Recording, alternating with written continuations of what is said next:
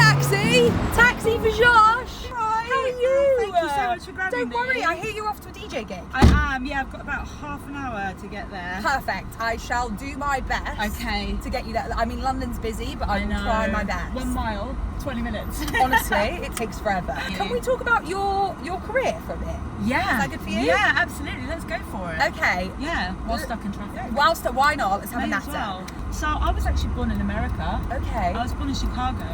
My mum's Australian. I'm going to do the accent. Australian? My mum's Australian, but my dad's American. Okay. And I lived in Chicago until I was 14, and then we moved to Australia for a bit, and then we moved to North London. And now you're stuck with me. Oh my I'm God. now here, yeah. And like, how old were you when you moved, sorry? I was a teenager, so I was like, I think I was 13. That's a lot of your life though, sorry. Yeah, I remember the first time I saw a roundabout, I was like, what's that? Hold on a minute, did they not have roundabouts? They don't have roundabouts in America. What? No. First time I saw it, I was like, Dad, what are you going to do? What are you going to do? Sorry. Dad was freaking out. They don't have roundabouts in America. No. Is garage a big thing in the US?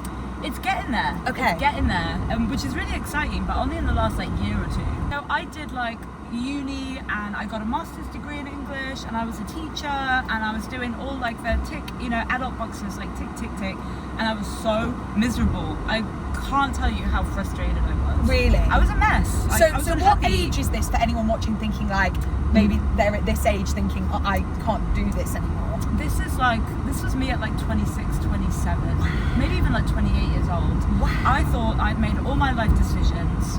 That was it for me. I was stuck like that, and I gave it all up. I think there was 1 month in my life when I was 27, 28, and I was like, you know what? Enough of this. I'm not doing this anymore. I'm going to try and pursue music because it's what I've always wanted to do. I had a little plastic guitar when I was 4.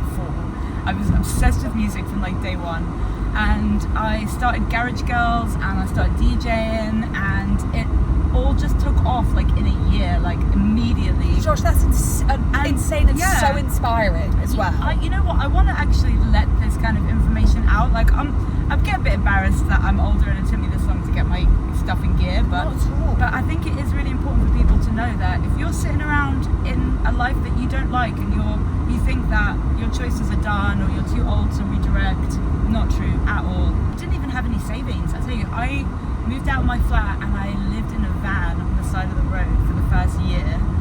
This is crazy actually talking about this.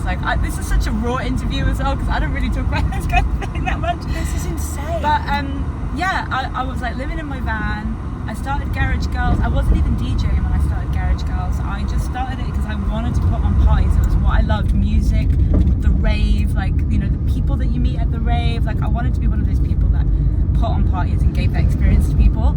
And we had a resident DJ and he just wouldn't play garage, and we used to get into arguments all the time about him not playing garage. And one night he said to me, he's like, if you think you can do better, you give it a go. And I was like, hold my beer. It's actually giving me goosebumps because it's so inspiring, because I can't even imagine how much that will inspire people listening I hope so, man. to that, and I also hope so. how brave you are for doing something like that, just to throwing it all up in the air and just going, do you know what, I'm not happy and I'm gonna make myself happy. Yeah. Did you give yourself a timeline where you were like, if I haven't done it by X, then I did. what was that timeline for you? 5 years. Okay. Yeah. But you were willing to give probably until you were about 35. Yeah, you were pretty much, yeah. Because after that, you've really got to take life seriously, don't you? I mean, I'm at that point now where I'm like, okay, what am I actually doing? And are these my choices? That is so inspiring. Wow. I will, no regrets, absolutely no regrets at all. So you wouldn't necessarily almost go back to, because kind of that university point is almost where you go, right, what is it I want to do? You wouldn't go back to that point and kind of change your decisions there? I mean, I look at all these young people coming through and they're 19, 20 and they're so focused and they know that they want music and they're just going for it. And I'm like, oh God, if that had been me, what could I have achieved? Yeah. So there's always that side of it. Yeah. But at the same time, I feel really reason. good that if my DJing career or my music career packs up, I still got that degree. You know what I mean? I still know how to write an essay. I still know how to meet a deadline. Yeah, you're it's nice sorted. to have a safety net as well. So I think if you're older and you've ticked all the boxes, but you want to try something new, you've got a safety net. Why not? Jump off the edge, baby. Josh, that's honestly I'm completely taken back and feel completely inspired by you. Yeah. I think that's like a real testament to just kind of like, I think it's rare now. Everyone's very scared in our generation, and you know, people are kind of weird thing of, am I a social media manager? Should I go and be a doctor? And actually just putting their happiness to one side because of what kind of other people are doing, what they feel like they should be doing. But honestly, that will speak volumes to so many people. Talk to me about Garage Girls. How did that come about? Garage Girls. And for anyone that doesn't know, what is Garage Girls? So Garage Girls is me, I'm on the decks, and then Kelsey's on the mic screaming at everyone and singing literally her heart out. Garage Girls. Well, no, but and then we've got two dancers, Jazz and Millie, and they are like the most professional, like they're such talented dancers. They've danced on Netflix, they dance on Broadway, and they do like this really cool choreo, they do acrobatics on stage. And the whole idea behind Garage Girls is that each of us are like, we're really good at what we do, like we've crafted and honed our skills, and we've come together to put on like a really interesting and unique show. Garage Girls, what can we expect?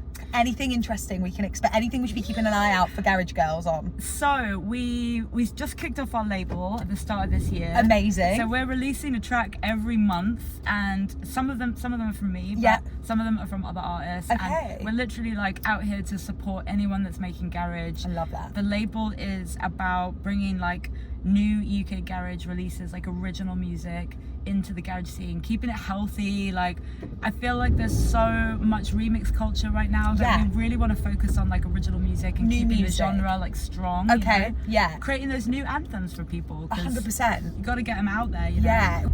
The craze at the moment is, I'm looking for a man in finance. Trust fund. 6'5", blue. Have you remixed it or not?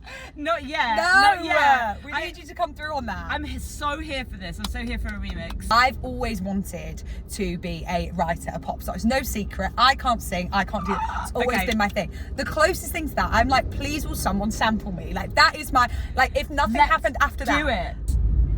Hey, want to go to a rave? Want to meet my mate Dave? Drink lemonade? We're going to get laid. How do you feel about that? How do you feel about that? We're gonna get laid. We're gonna get laid. The next line is, so we're gonna do it again. Hey, wanna go to a rave? Wanna meet my mate Dave? Gonna drink lemonade? We're gonna get laid. Rave, Dave, lemonade, laid. Rave, Dave, lemonade, laid. Rave, Dave, lemonade, rave. Oh my God. Dave, And then there's the you wanna drop. go to a rave? Yes. Oh, I'm doing it. That's like Let's do sort it. of like, that's where I see, but like almost the drop is, hey, hey, you want to go to a rave? Boom. Yeah. Oh, Boom. And go to the rave. Boom. Go get laid. Boom. Talk to me about the new single. What's that about? How did that come about? So that is me and then Double S and Sub 10, who are like from the grime scene. Yeah. They were like grime bad boys.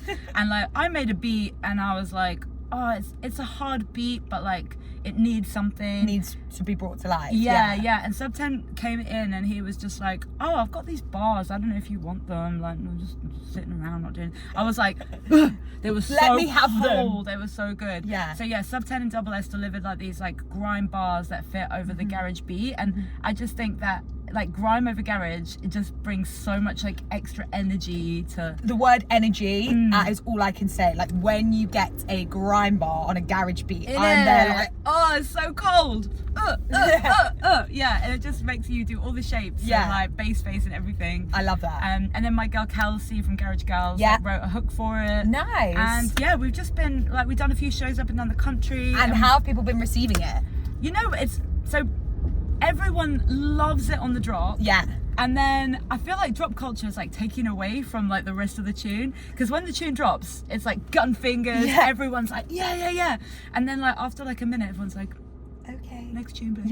Yeah. Well, everyone's so desperate for it. It's that like kind of like chasing that high, isn't it? Yeah, it's that like drop culture. You know, you just need to keep it moving. But we're getting it out there, and like the love online's been great. Like all the radio stations have been supporting it. Apple Music's been on it. Thank you, Apple Music. So yeah. And what about what we can expect over the next couple of months? Do you have any new music? Yeah, I've got more stuff coming. So you recognise this, right? Oh. What's your like bass face? Oh God. Yeah, it's a bit. It's like Is something it smells. your eyes. It's like. Oh, this is...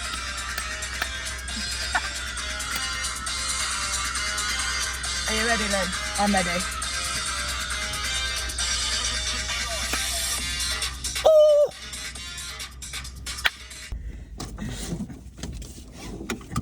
Okay.